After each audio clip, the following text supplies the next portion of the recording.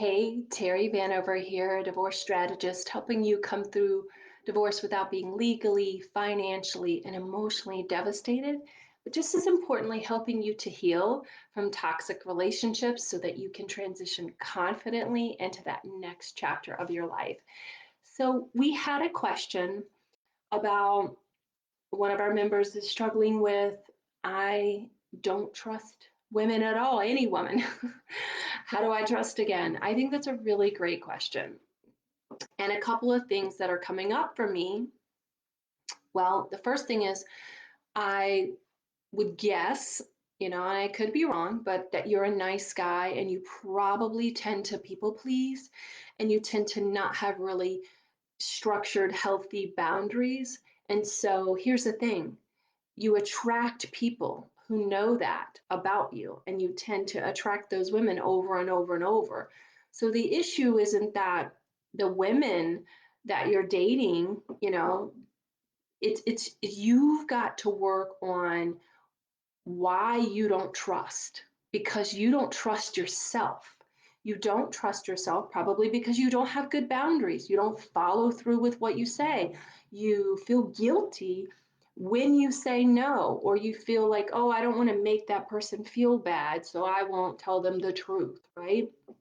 And so that will lead you to attract people who will take advantage of you, people who will capitalize on your nice guyness. So it's really important that you understand that the reason why you can't trust other people is because you can't trust yourself. You don't trust yourself to follow through.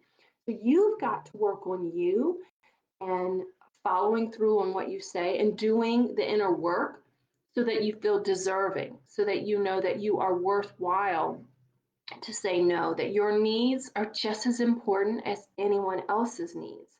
So that's really the key here, is you learning how to feel worthy enough and that you deserve to have healthy boundaries, that your needs are just as acceptable as everyone else, and that you don't have to give in to other people to get them to like you, because you'll just end up attracting those same women over and over and over who want to take advantage of that nice guyness. So it's really important that you understand that it's about you standing up for yourself. And once you stand up for yourself, you are going to attract women and partners who love you for you, who aren't there to use you for what you give to them. So that's really the mindset shift you have to have, and understanding that if people don't like you because you value yourself, that's their problem. That's on them, not on you. So it's really important that you do the work on yourself so that you are attracting partners of high quality, and maybe looking at some underlying issues that perhaps you're setting the bar low and that you don't think you're deserving of a woman who really loves you for you, or who gives to you. You feel like you have to sacrifice everything for her in the relationship, and that leads to an imbalance in the relationship, and you don't want to do that, and it'll cause you to become resentful, and that'll destroy the relationship as well. So this nice guy syndrome has got to be healed so that you can attract partners who are strong, independent, and healthy. So another topic that I wanted to address, I don't see any questions. I'll check in with Candace. I hope she's here. She's hopefully here if she has any questions. I'm telling you, sometimes this Facebook is a little wonky and it leaves me kind of wondering. I can't see if y'all are posting until it's all over, and then I feel horrible. Oh no, I didn't answer your questions, because that's what I'm here to do. But so I'm gonna just pop in here and just make sure you guys aren't on here with me and I'm not missing you, because I want to make sure I'm giving you what you need. So, okay, there I am, and I still don't see any questions. Okay. All right. So I'll just continue talking about what I wanted to talk about. Another thing is I want to talk about conflict styles. And really interesting, I did the poll, the informal poll in our group. And so I told you I'd share some of the results, guys. Man, some things surprised me, y'all. Respect. Um, I thought a lot more of you would say appreciation. I wanted to feel appreciated in the relationship, but many of you felt disrespected in the relationship. And I'm going to talk about why that might be and what you can do about it. Interestingly enough, the women said the same thing, respect. I was like, oh, okay. So I think that what's going on here is that both men and women don't feel respected because there's some communication gaps going on. So it boils down to I don't feel heard.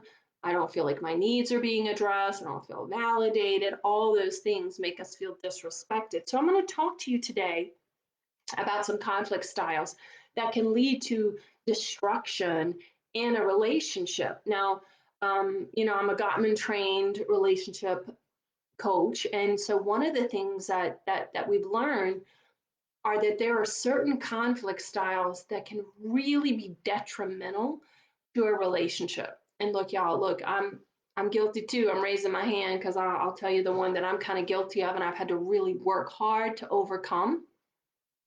So if you're aware of your own communication styles and how it can, inadvertently take away from the relationship and contribute to disrespect, mistrust, not feeling heard, then you can really start to do something about it. So the first, really, negative conflict style is contempt. Now that's a big one, okay? And it's really destructive. It's one of the worst things that you can do in a relationship. So someone who uses contempt in conflict is someone who really denigrates the other person, like you're so stupid. Why didn't you know better? If you really feel like you're contemptuous in the way you talk to your partner, and it really denigrates the trust between you two. So it's really important that if that is what happens when you become angry or you become triggered, you really got to work on that because it can really be detrimental to the foundation of the relationship. That's a big one. And another one, and I see this more so with men than women, is stonewalling. Now, guys, this is a really, really negative one because you ignore, you pretend like it doesn't exist, you just completely walk away from the conversation.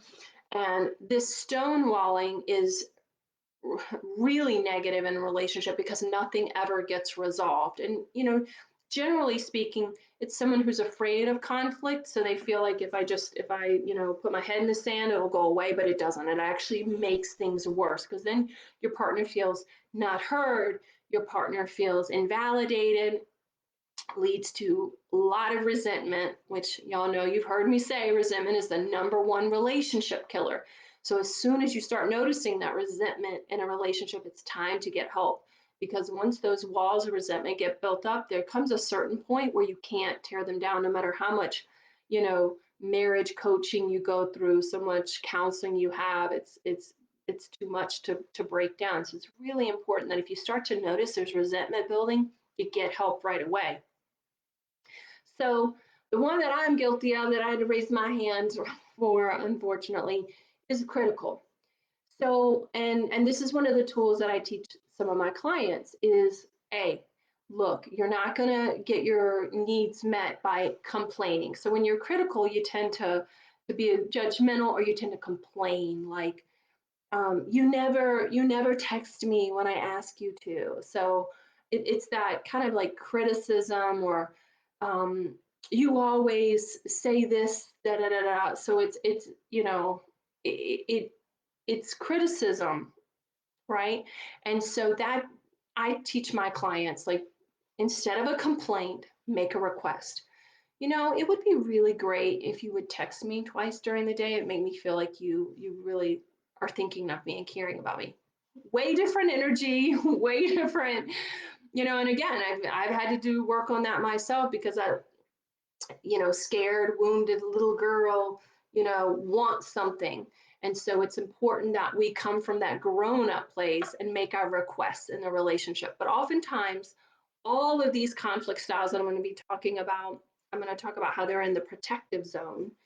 So the last one is defensiveness. Okay.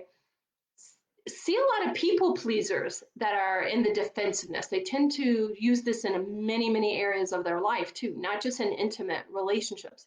So defensive people tend to become very defensive, even on very, very minor things. So they'll say, um, you know, well, I couldn't text you all day because I was so busy, and you know I was so busy. Instead of validating the person's requests or feelings, saying, "Oh, okay, I really will try to text you more often," or whatever, they get defensive and try to defend that stance. And that contributes negatively to the relationship because A, the person doesn't feel heard, their feelings are invalidated. And again, what also happens, it tends to deflect. Defensive people will deflect. Don't you know how busy I am at work? You know I've been working 60 hours a week, and then the topic gets off. So it really can evolve. Defensiveness sounds like, oh, it's not so bad, but it actually can contribute negatively in a lot of areas of life. I see this particularly at work, right? If your boss comes and requests you to do a proposal, and you have what looks like excuses, it's not going to look good rather than just accepting responsibility, doing a better job, and moving on. So, really important that you understand your own conflict styles and those of your partners. Like, this will go a long way to building healthy relationships. Now, like I said before, what's interesting about these four conflict styles and what they have in common is that they're all self preservation. Energetically, you're just trying to protect yourself, right? The defensive person is just feeling insecure and feeling attacked. So they then put up the bar and try to defend their position. The critical person feels like their needs aren't getting met, so they go on the attack. And these are all, like, it's in this energetic realm of trying to protect oneself. You're just feeling insecure, so you feel this need to protect yourself. So these conflict styles will come out when you're in a heated argument, or your needs are not getting met, or in that way. And so it's really important that you understand your own conflict style. And if you tend to be a person who stonewalls, you've got to work on that, because it erodes the trust in the relationship, and you're never going to address the underlying issues. So often what is really terrible in relationships is that couples are fighting over topics and not the underlying issues. And when you're fighting over topics, you're never going to resolve what's really going on. What's really going on is, hey, I'm feeling that you don't see me, and I'm not getting enough attention and affection from you lately. So I'd really appreciate it if you texted me once in a while, just so I felt that you think about me. That is a whole different energy, right? And so it's important that you understand that about yourself, and you understand how you're contributing in a relationship, so you don't repeat these patterns in your next relationship. Because I guarantee you, if you're one style, chances are you'll be attracting someone of the exact opposite, right? You may inadvertently attract a partner who is contemptuous, and you're a stonewaller, and the two of those just are terrible.